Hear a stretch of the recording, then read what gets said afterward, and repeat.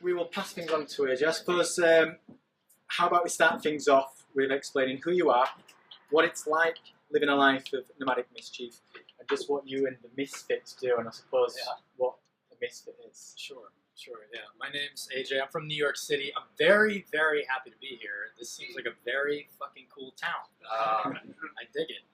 The art festival that's going on, and just walking up there, he gave us an entire tour of town. We love it, and so thank you for having us here. Basically, 5 years ago, I used to be an unremarkably average banker in Manhattan, and I had, to answer that question, I mean, I lived the life that you should live. You know, I went to university, I graduated with really high, I had a high school guidance counselor, Miss Mitchell, tell me that a guy like me shouldn't go to university, that I should become a mechanic. Nothing against mechanics, I love mechanics, but that's not the thing you want to hear when you're graduating high school. So I told Miss Mitchell to go fuck herself, and I went to university. And from that moment on, I made like the one thing in my life I wanted to win and to prove to people and her, right? We all have the fuck you Miss Mitchells in our life, and I wanted to prove to her and everyone else that I was a winner, you know. And the way that you do that is by succeeding in a traditional sense. And so that's what I did. When I went to university, I graduated #1 in my class. I actually selected my major, my course of study, based on income potential over time. There's a fire! We're all gonna die. Should we be worried? Are we gonna die? It's the dog. Okay. Okay. It's okay. It's gonna come to us all Relax, someday. guys. We might as well die together, friends. Yeah, tonight. Beer's on me. So yeah, I mean, when I actually, cheers. Oh my God, the only place in the world I could do a book tour event while getting myself pissed is on So yeah, when I was selecting what to study in university, I was in a Barnes and Nobles, and I was actually flipping through degrees, and I selected my degrees based on how much income potential you could make over time. I mean, can you imagine a fucking 18-year-old kid? You're choosing your life based on money at that age. It's a really, really sad thing to do, and that's what I did. I graduated at the top of my class. Once I did graduate, I took the greatest offer, the biggest offer from the largest firm I could find. I didn't give a fuck where I'd be working, what I'd be doing. All I cared about was how much money I would make, what was the signing bonus, and how could I get closer to winning and proving everybody wrong and being successful. I spent the rest of my early 20s making vertical leaps from one company to another, and in the corporate world, vertical leaps are very, like, that's the game. You know, you leave one job to find the next job at the exact moment that you can extract the highest signing bonus and make the most money over time, so that you can mitigate your risk and end up making more money closer to, you know, before you're 30. So that landed me to a place where, in my mid-20s, I had this beautiful corner office in Manhattan. I was making a ridiculous 6-figure salary, an amazing bonus, but there was this tiny little problem. That I hated my life, and I hated myself for trading the hours of my one and only life away for more money at every turn. And so on December 31st, 2007, which was 4 days before my wife and I, Melissa, now my wife, my fiance at the time, and I were going to get married, my boss calls me to his office, and I walk into his office, and he tells me that I'm getting a promotion, and that basically I was going to be, in my world, the term that we used for it was being minted. So I was on the partner track, and that was it. Like, I had done it. And sitting here and looking at this guy that I worked for telling me in my face that everything, that mountain that I was climbing, and that, you know, that Miss Mitchell that I was trying to prove wrong, it was like all there for me, and that success. I walked out of his office, I walked into my own, and I was looking out over the Manhattan skyline, and I just started to cry because I recognized that I was trapped. You know, I was living, I mean, it was the first time that it really occurred to me, even though I knew it all along, that I was living somebody else's life, and that there was no way I was going to be able to walk away from that type of money. You know, like I always dreamed that I was going to go out, do something interesting, live a life of purpose and meaning, not just some fucking banker making rich white fat guys in New York richer, but doing something purposeful with my life. And I knew at that moment that dream was over, because I wouldn't be able to walk away from that. And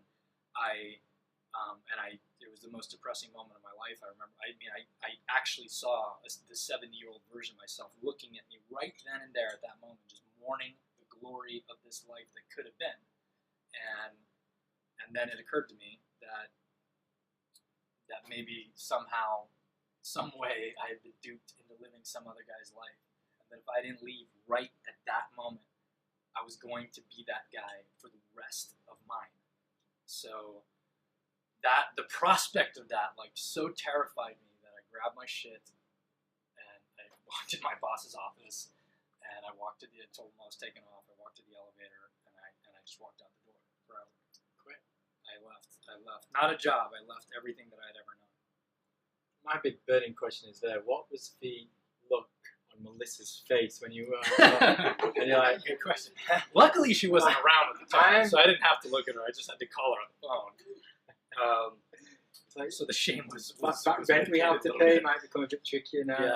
Yeah. I mean, the worst part was, you walk out and we had just paid for this opulent wedding and honeymoon. It was lovely, but I paid for the wedding and honeymoon. See, it was weeks before you. It was 4 days. 4 days. So if anybody's been married, like leading up, no matter how much money you have, you're just pouring everything you have into like rings and stuff. And, if everyone just looked back, Melissa, can you pull the face that you pulled when he said this to you? Is it? It kind of looks like what right now. Yeah. Well, when I hit the street, obviously there was this moment of jubilation because I'm like, I got the fuck out of it. I got out, and it was a moment in a very seriously, and I know it sounds poetic, but it's not. It's a very pragmatic thing. I escaped. I evacuated. I escaped a life that wasn't me.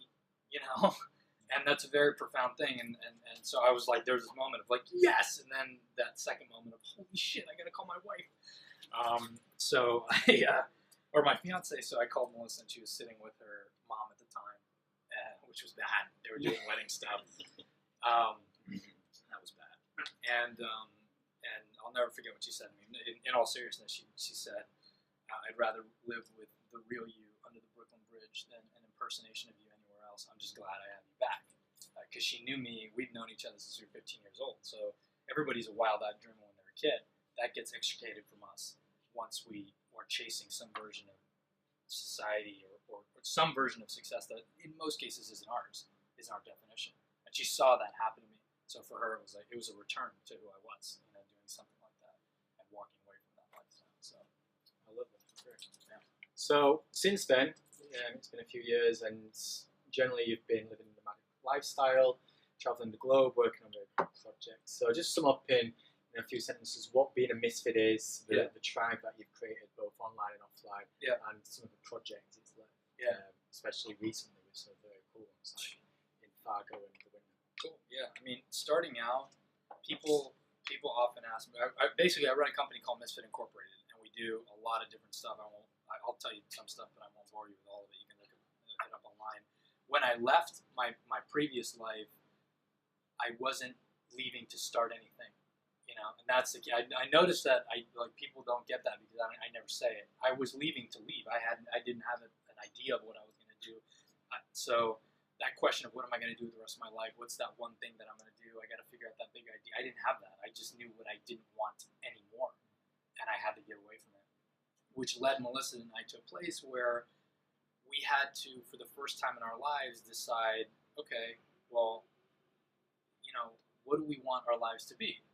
And that never had occurred to me that what if I could start my life from scratch?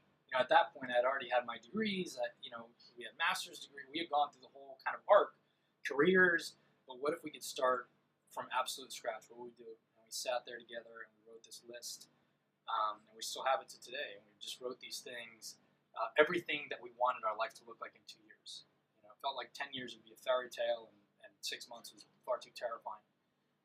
So some of those things were we wanted to work together. She was a teacher, I was a banker. That was never in the cards, but we wanted to.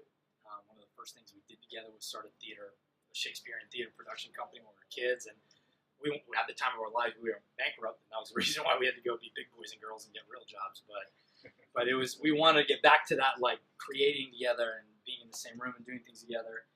We wanted to travel around the world. We'd always wanted to travel. We'd never done it. We'd never traveled, and we wanted to be adventurers. That was our dream. So adventurers travel all the time. So we wanted to travel at least 50% of the time. We wanted to do social and humanitarian projects with at least a quarter of our life, and dedicate a quarter of our life to that at least, and our time, which we'd never done either. So we kind of wrote down all these things, and that day we decided that we would use that list as a filter, and we committed to each other. We said that we wouldn't wait, and from that moment on, we would use that list as a filter for every decision moving forward, no matter how excruciating. So that led us to, I was telling you a little bit about earlier, where, you know, if you're a nomad, if you're an adventurer, you don't own shit. You know, you don't own, like, and I had 2 storage units worth of things that I hadn't seen in years, and a house full of shit that I didn't care about or want, and that I accumulated. So what we did was something pretty drastic. You know, we just threw away all of our stuff. We only kept the things that could fit in our backpacker bags. We only had a couple grand in our account, and we booked one-way tickets to Europe, and we basically started trading web design for food and and lodging, and that was the beginning of what Misfit is today. I mean, that, like, when people ask, like, how did you start? And what, you know, it wasn't this big idea. We didn't have funding. It was just we were running away, and we just, you know, decided to live a life that we want. I always loved design. I was always this designer, but I was pushed into this finance and accounting world because that's where real men make their money, you know. And yeah, so that was what we did, and that's how we started out. Now you fast forward 5 years, and you know, after about, I don't know, like a year and a half of traveling the globe,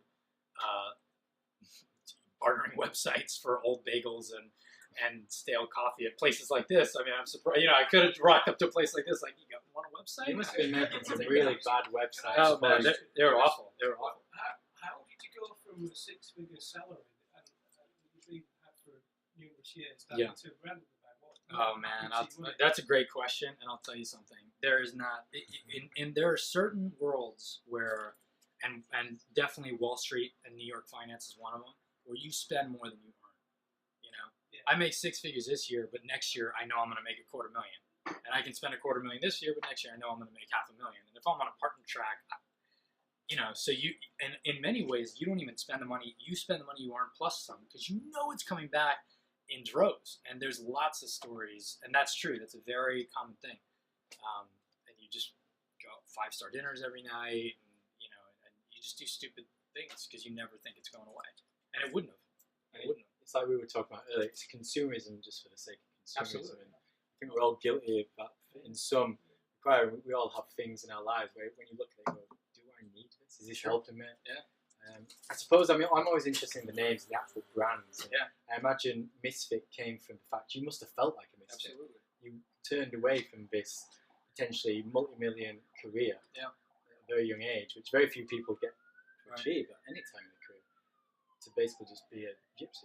Yeah, sure. So you must have felt like a misfit. But obviously, you've worked that into a way that works for you, and now travel and work on projects. But I mean, the first time I sketched down the term misfit, which like personifies everything we are today, everything we do that's at the center of it, was a couple days afterwards. I was sitting in Tompkins Square Park in the Lower East Side, near where we lived, kind of elated and kind of depressed, you know, just in this middle ground. Because a lot of times, you know, you make big decisions, you're proud of yourself, but you're also freaked the fuck out whether it's going to work or not, whether you're going to be, you know, caught at the table with the wrong hand and be the greatest fool of all. And that was, you know, so I'm just sitting there and kind of sketching out how I felt at the time.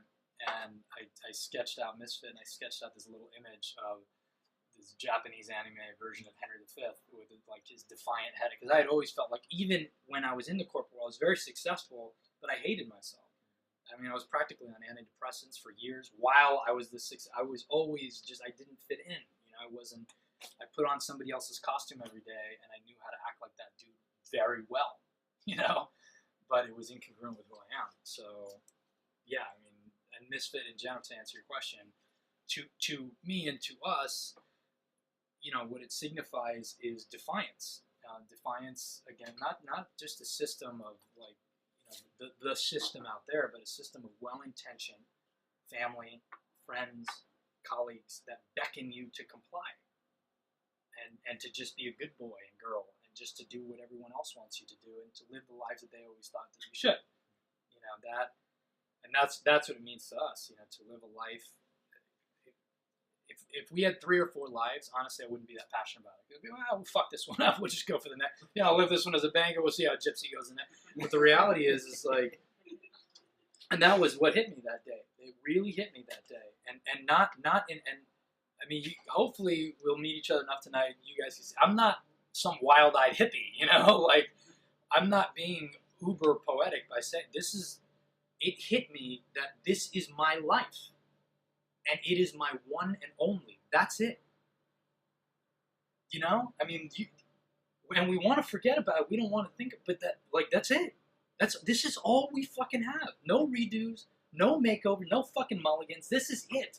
And when that strikes you, you start to make wildly different choices with your life, man. And that's why that happened to me. And ever since that moment, I can't get that picture out of my head that like I'm never gonna get today back. I mean, thank God I'm with you people drinking some lovely beer and like, this is a good day, But you can't get away from that. So that's kind of what Misfit is about. Cool. Yeah. I suppose just to give a bit of a snapshot of what it is that you do, I think a project that encapsulates everything is the recent windmill that you raised. So just tell us a little bit about that. Sure. Makes it happen this summer. Yeah, we launched a project from Misfit. We run a blog called The Pursuit of Everything. And it's basically my writing, and I've written on it for about a year and a half before that. It was a newsletter. And on the blog, we launched a project. We wanted to see, because Melissa and I have flown to Africa. Basically, we've stuck to that 20%. So for the last 5 years, we've been flying to Tanzania, Kenya, South Sudan, like all these places doing humanitarian projects, not just working with our hands, but using the web to raise money. So, 3 years ago, we were in Tanzania. Raised $45,000 for some kids for a tech lab just by using Twitter to connect with people back and forth because Twitter's sexy. And last summer we were with an organization called WaterAid, and we used Instagram to tell real-time stories from the ground in Malawi, and ended up raising $4 million almost for this area in Malawi. A couple of gypsies like us, and Jesse was with us, and we're just like, I don't know. I mean, we're just basically coming up with this campaign on our own. And this last year, it was in June, we launched a blog, we launched a project called Good Misfit, and the idea was to include other people in on the journey. So as opposed to coming up with a really interesting campaign on our own, could we launch something on our blog and ask 30 people to get involved and to solve one real problem in the world? So we found, through our partnership with this tiny NGO, we found a village in Kenya called Gambala, in the outskirts, about 4 or 5 hours outside of Nairobi, that needed a windmill to basically reach its last step towards sustainability. Because with this windmill, 500 families would be able to get crops year round. It was for irrigation, and it would change the trajectory. It's not like aid boxes, like I'll change your life today. It will change the trajectory of these people's lives forever, and their kids' lives, and the impact of that would have been. So, anyways, we found this, and we asked 30 people to get involved online, and to our absolute shock, people were jumping up and down to launch these little projects all over the world. So we had people involved in Ireland, Australia, here in England, all over America, and we ended up raising, in a very short period of time, Jesse led the project, we raised $25,000. Melissa and I flew out to Kenya. We were there 4 weeks ago, and when we came, we saw the truck and the windmill was in pieces, and then the next day we go out to the village and there it was built. And our promise was that anyone that was involved, we would do live video calls from the foot of the windmill. Because in sub-Saharan Africa, it's a lot more wired up than you think. So we actually can use broadband dongles or satellite link up or whatever. And we did live video calls from people on the other side of the planet. And they're sitting there like looking at these kids whose lives are changed because of this windmill, and looking at this windmill that they had something they have a hand in. And it was that, giving wasn't abstract anymore. It wasn't just like money in the tin. It wasn't, an SMS donation. It was like, fuck, I did that, and it was a pretty profound thing. So that's where we were 4.5 weeks ago.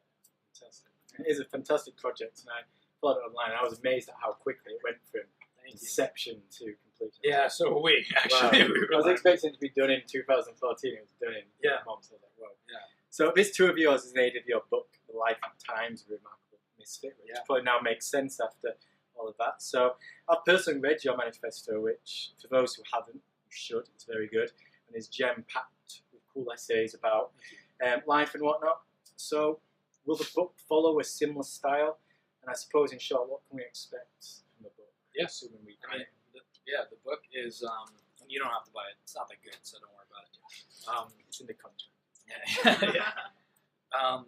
It's basically, that manifesto was a kernel. I wrote that, and basically what the manifesto was a collection of essays that I'd written since leaving my former life. So in this path to reinvent my life, or reinventing my life, I was writing, but not for an audience, because I wasn't nearly that courageous. I wrote for myself, and what I was doing was effectively writing letters to a younger version of myself,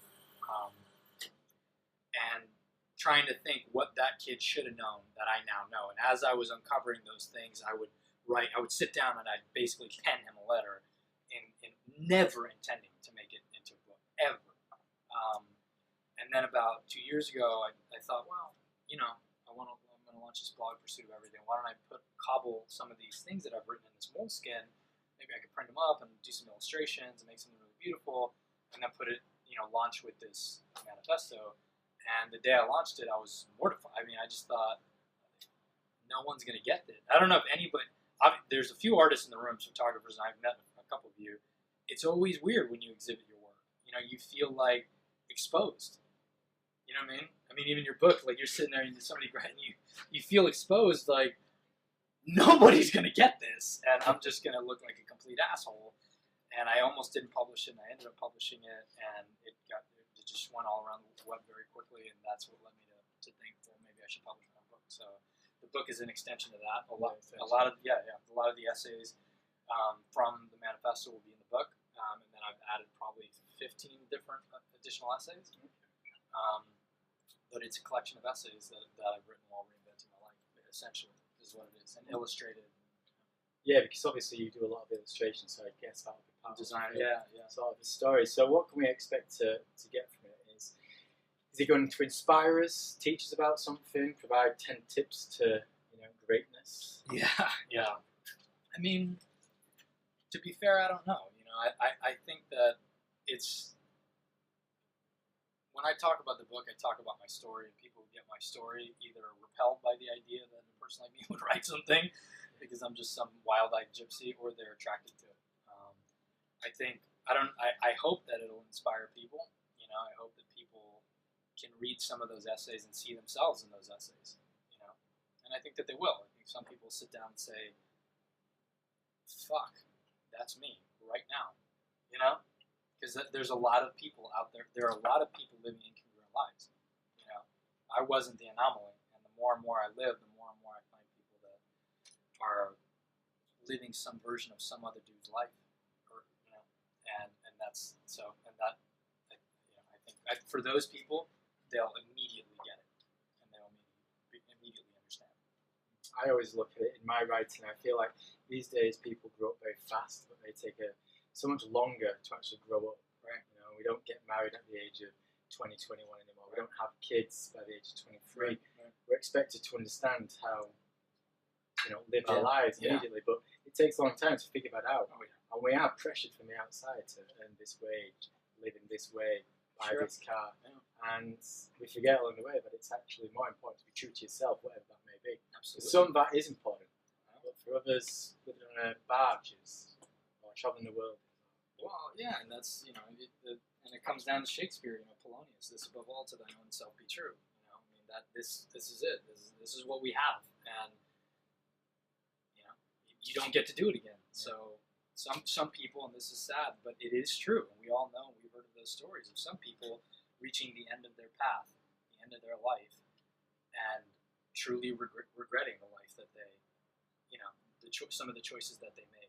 because it's only then that it really occurred to them, like, wait a second, this is, and that may not mean, for me, I am a crazy ass gypsy, right? But that's not everybody. That's me and my wife. We're fucking nuts, and that's cool for us to be that way. There's other people, like my friend Danny, who I grew up with. I love him, and his entire ideal was to have 3 kids and to coach a basketball team locally, and he wanted to coach his boys, and he's been talking about it since we were fucking kids, and that's great. And if he tried to live my life, he would be making the same mistake. If he thought that he should conform to some wild, the reality is that understanding who you are, but not accepting somebody else's version of that is the key, so. Cool. Well, I next want to talk about the Kickstarter campaign because it was a huge success. It's the reason the book's here in the first place. Yeah. Being the crazy fool you are, you actually walked away from a publishing deal to self-publish, which is rather risky to say the least. But as a self-publisher myself, I certainly see the sense in it. Yeah. Most would not. But all's well ends well. Yeah. So that's good. So tell us a little bit about the crowdfunding campaign, why you did it, and I suppose why you walked away from a traditional deal. Yeah, sure. Yeah, I mean, I had a deal from a publisher called Pearson in the United States. They're a pretty big publisher. And they approached me because they saw like some of our work online, a bit of my writing, because I've been doing some guest blogs and stuff. And they approached me to write a book because I've been talking about writing a book. And I signed the deal because I thought, obviously I was elated to be chosen and to be one of the chosen few, So I signed this deal, and then I started writing this book, and over time, it wasn't like in like a meeting. It was like 1 degree here, 2 degrees there, and all of a sudden, within about 3 or 4 months, I was not writing my book. I was writing this publisher's book that they wanted to mark. It wasn't the book that I wanted to write. It was the book that they wanted me to kind of bend in order to sell to the right audience, and it hit me that I'm still that fat 7-year-old that wants to be picked for kickball, like I still want to be chosen. That sense of why I stayed in Wall Street for so long and why I needed to be successful, that is still embedded here deep. And I recognized that I had made that same mistake again. So I was like, you know what? Fuck this. I don't need to. I cannot spend all this time and end up publishing someone with my name that's not mine, So I walked away. And that was another one of those times where I was proud. In a way you're proud, and in a way you're like, I might have just fucked everything. Maybe I'll never get this chance again. Remember I was telling you, it's like maybe I'll never write a book now. I had always in my mind like I want to write a book before I'm 30 years old, and I would have under that. And I just so Melissa's face was saying, body weight like. Yeah, walking away from a good thing. Yeah, exactly. What the fuck is the matter with you, boy? Earn your keep. No. She said that. No. So I ended up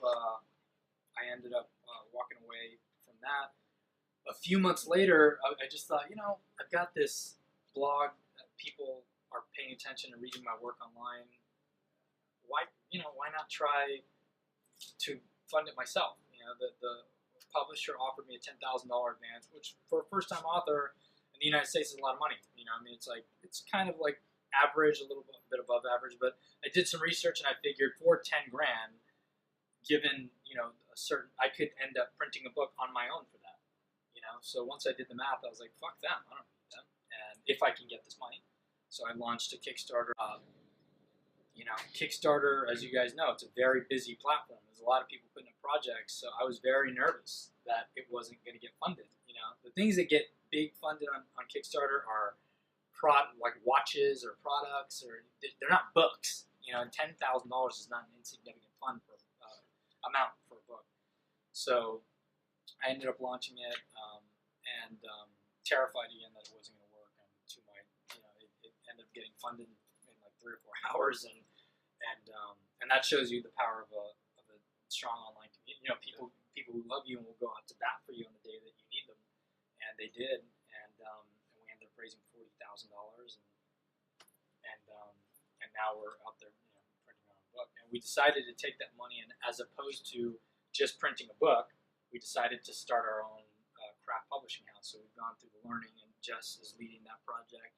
We've gone through the learning of how to print books and not just the ebook and not just printing on demand, but how to. I feel like books are going the way of vinyl record. You know, like vinyl records were like dead, and then all of a sudden they have this resurgence, and now vinyl record sales are growing year over year because they're artifacts.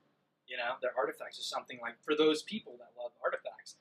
So we invested a lot of time thinking if the world's headed that way, well, why don't we try to figure? So, you know, the book again, like everything about the book is chosen. We chose the paper. We know the paper mill it's coming from.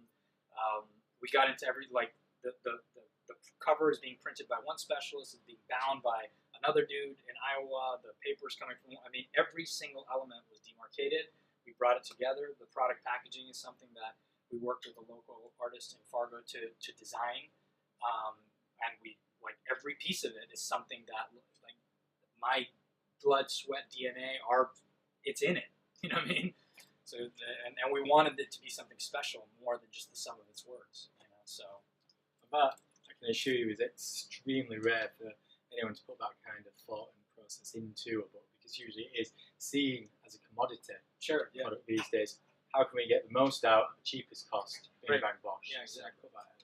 Yeah. It's very good indeed. Yeah, thank you. Going back to the Kickstarter campaign, I know we were talking there a little earlier about how you got the success, Sure. and so much of it was through personalised email. Yeah. And I thought this was amazing. I didn't know this until 30 minutes ago. Yeah. So just tell us a little bit about that because the effort put into that is huge, but the reward seems to have been equally so. The dirty little secret. Everybody is familiar with Kickstarter, right? How it works and all that. Okay. So the dirty secret to Kickstarter is that most of the people who do very well on it are not raising funds through the Kickstarter community, unless it's some crazy product like a Pebble Watch or some crazy bullshit like that. For the most part, you have to look at whatever small community you have, and you have to activate it.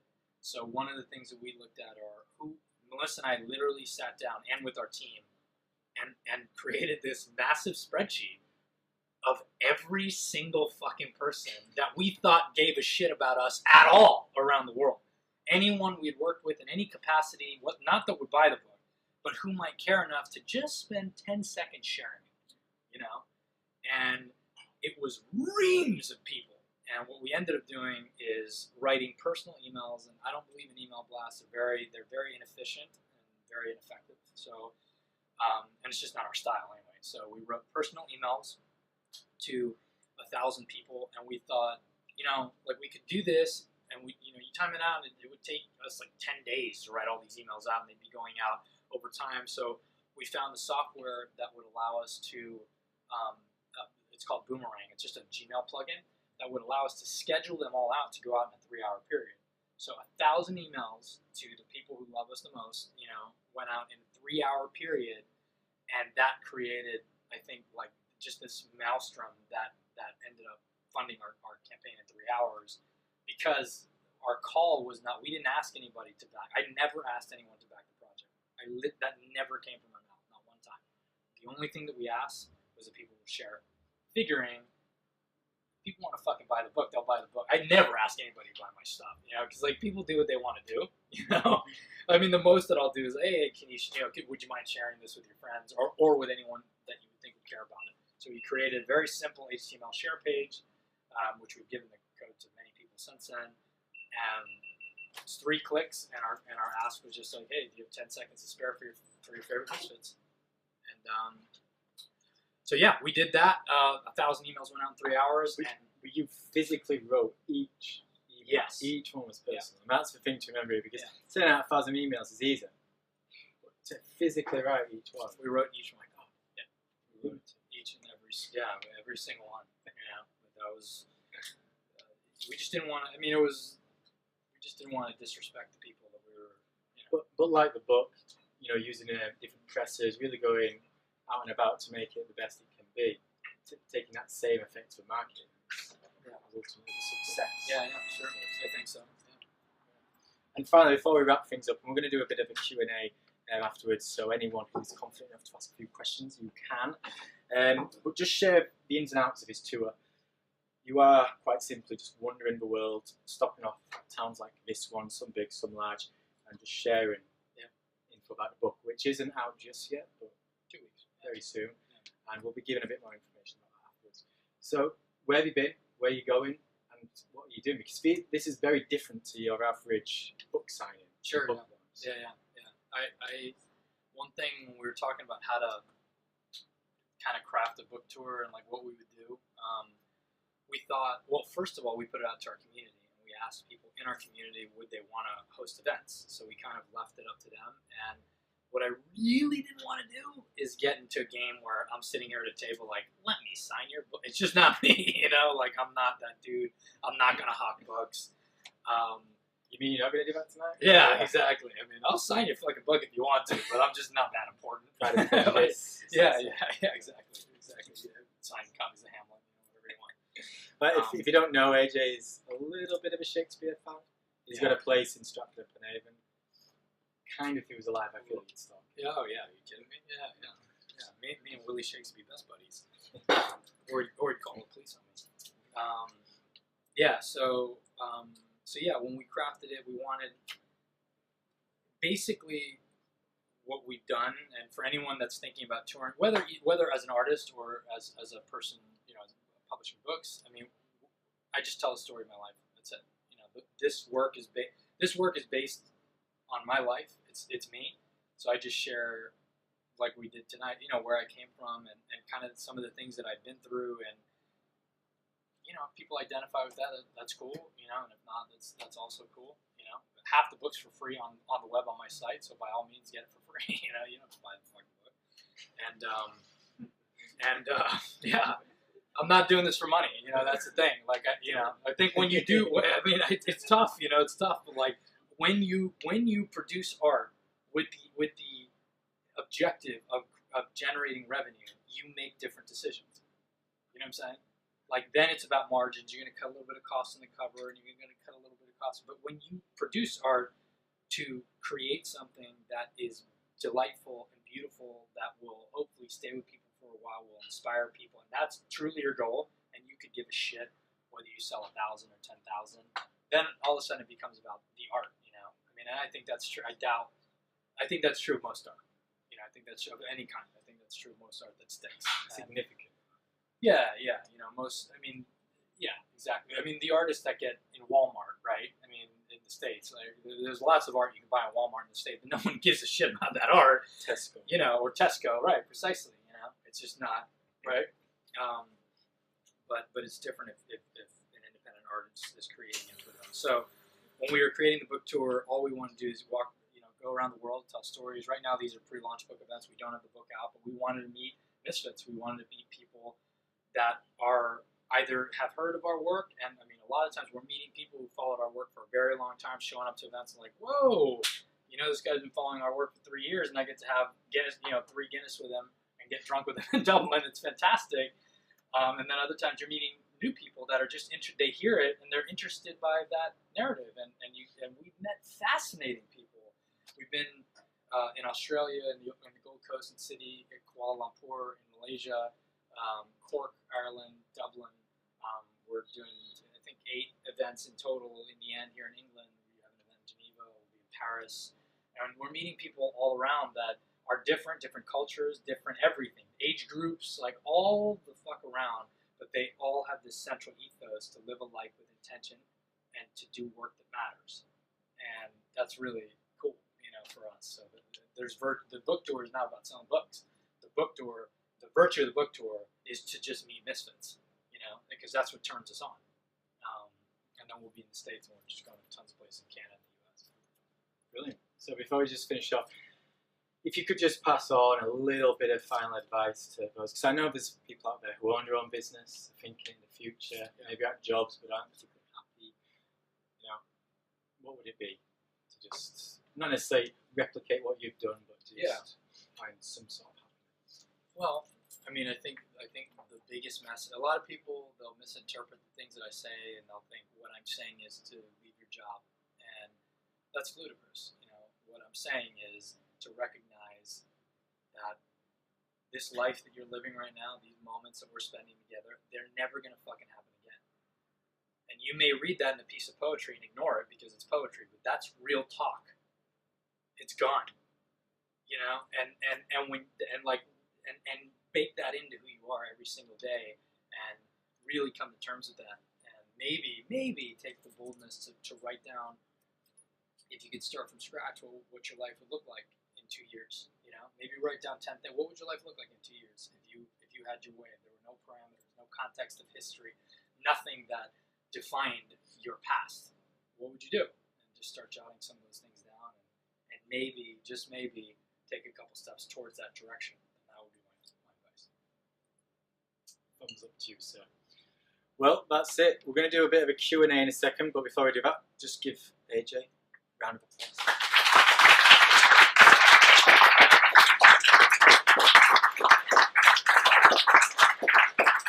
Again, thank you so much for coming tonight, and thank you to Andre for doing this at Deli Belge. It's so good to be able to do it in a place like Sowerby Bridge, which is on the up. I know not all of you are from Sowerby Bridge, but you're from Halifax or close in West Yorkshire, so that's great. The book isn't available just yet, but Jessie, who is just in the back by coffee, she's got a form pre-sale. So if you are interested in maybe having the book in the future, speak to her. I'm sure it'll be very much worthwhile. But as he says, half of it is on the website. So if you just go on Google, AJ Leon, check out the manifesto. I've read it. I can give my personal thumbs up. It's very cool. And we give hugs for free. So the book costs money, but the hugs are free. So they welcome, all three of them welcomed me at the train station with hugs. I did that awkward. Exactly. Yeah, I know. You went in for the handshake. Yeah. Like, the fuck out of here. I'm from New York and I'm Cuban. Yeah, exactly. I was all English about it. Yeah. Cup of tea. Okay.